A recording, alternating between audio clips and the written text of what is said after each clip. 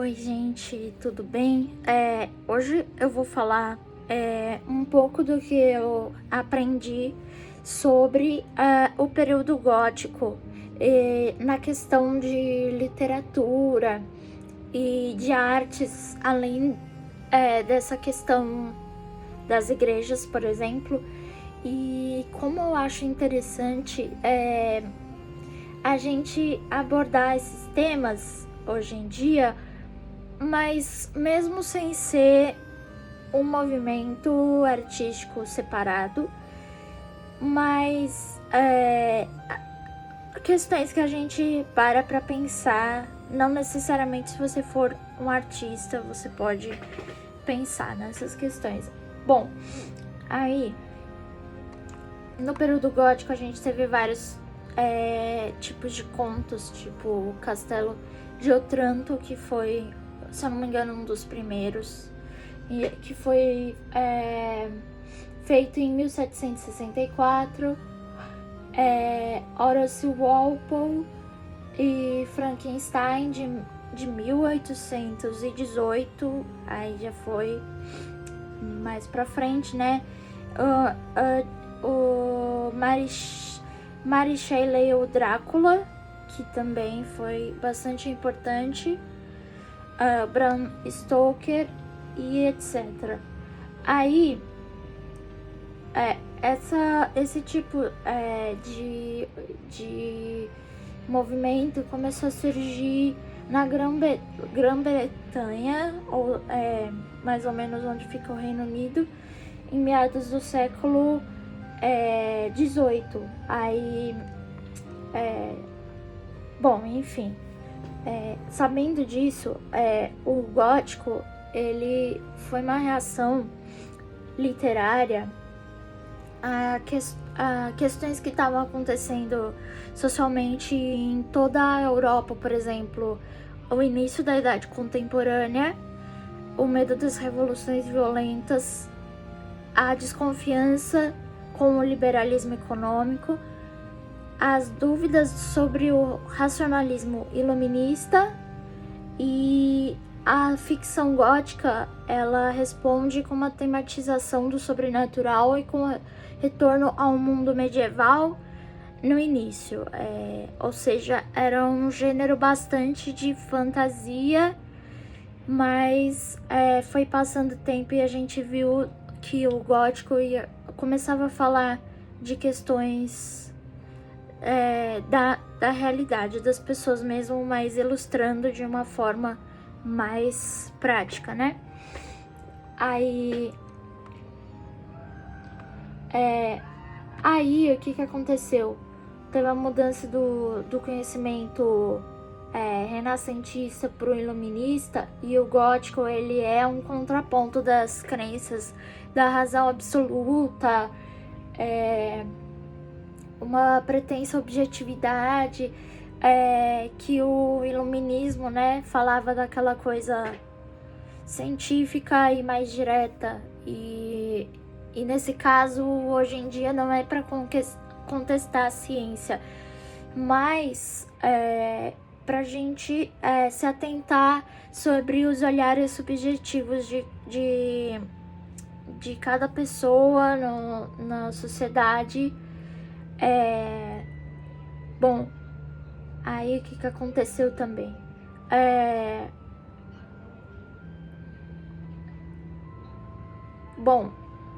Aí tá falando, né, que ferramentas analíticas advindas da filosofia e da ciência aqui no meu roteiro, então eles queriam algo que não necessariamente fosse científico, mas fosse expressivo, né, de uma certa forma. Estavam sentindo falta disso. Aí no gótico literário, as críticas ao iluminismo são desenvolvidas por meio da exploração de sentimentos e das fantasias, que traziam algo inquietante, por exemplo, coisas que as pessoas estavam tentando ignorar para começar a focar nas coisas que são mais diretas, tipo ciência ou a filosofia também. Aí, o que tá falando aqui? O ser humano tem várias emoções, tipo os desejos e as paixões, as loucuras e os devaneios, que são emoções humanas, que comprometem o modelo racionalista. Então, o modelo racionalista é basicamente essa coisa que eu tava falando, do direto, do lógico e do racional.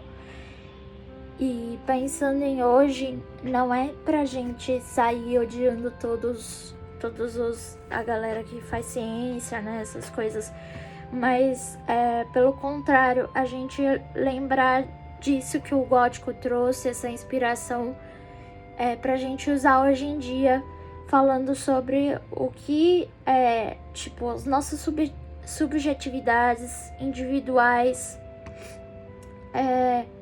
E aí tá falando aqui que se fosse só no modo racional, isso resulta em malogro. As palavras seriam inexatas, insuficientes, e a língua, né, não de uma maneira lógica e culta, não consegue descrever basicamente tudo que a gente está sentindo. A gente ainda sente que falta alguma coisa, né? Aí voltou pro iluminismo aqui, que eu escrevi, né? Aí o gótico, ele enfatiza as contradições, né? Celebração dos irracionais, dos fora da lei, dos desapojados social e culturalmente, das entidades sobrenaturais como fantasmas, vampiros e diversos tipos de monstros que eles desafiam um discurso dominante. Esses monstros basicamente estavam dando forma física às ideias, dos sentimentos e dos lugares que as pessoas se sentiam. Aquele sentimento de que você tá desencaixado fora do grupo, né? Porque quando começou o iluminismo, muita gente se sentiu assim, né? As pessoas queriam se expressar, mas não queriam seguir exatamente o iluminismo e o racionalismo. Bom, aí ele ensina que algumas emoções podem ser repulsivas e atraentes, indo no sentido oposto do iluminismo, que o iluminismo dizia a razão acima da emoção. Tipo, aí fala, porque o feio nos causa essa singular mistura de sentimentos de horror, de temor ou de repulsa, de piedade e de curiosidade. Porque eles nos revela o profundo mistério da nossa realidade complexa. Quando o feio surge na arte, é um meio de nos fazer captar de modo intuitivo o sentido da vida. Como é que uma divina comédia pode comportar um purgatório ou um inferno sem decair da própria beleza? Aí esse trecho já é de um livro do Ariano Suassuna, Iniciação à Estética, né? E aí, por esse trecho, a gente vê também que o gótico, ele não fala só daquela coisa assustadora, muito pelo contrário. É quando a gente tem aquele sentimento de surpresa ou de admiração, porque é uma coisa tão bizarra, mas num sentido de querer contemplar, de querer conhecer aquilo, porque você não tá inserido diretamente na situação, né? Você tá lendo um conto, né? Aí, tem o exemplo do Frankenstein, né? Aí, Mary Shelley, na obra do Frankenstein, a feiura do monstro Frankenstein, categorização social que as pessoas fizeram, né? Tipo, ninguém queria ficar com ele, né? O corpo feio é um corpo estigmatizado, excluído das respectivas categorias sociais. O corpo da criatura não pode ser classificado em uma categoria social. E, consequentemente, a criatura percebe sua exclusão após ser rejeitada por vários personagens.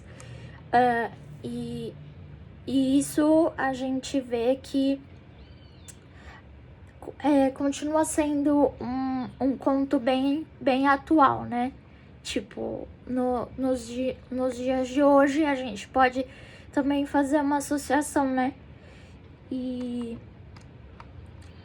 aí, ao observar a rejeição da criatura, outras implicações podem ser extraídas dos corpos, classificações sociais.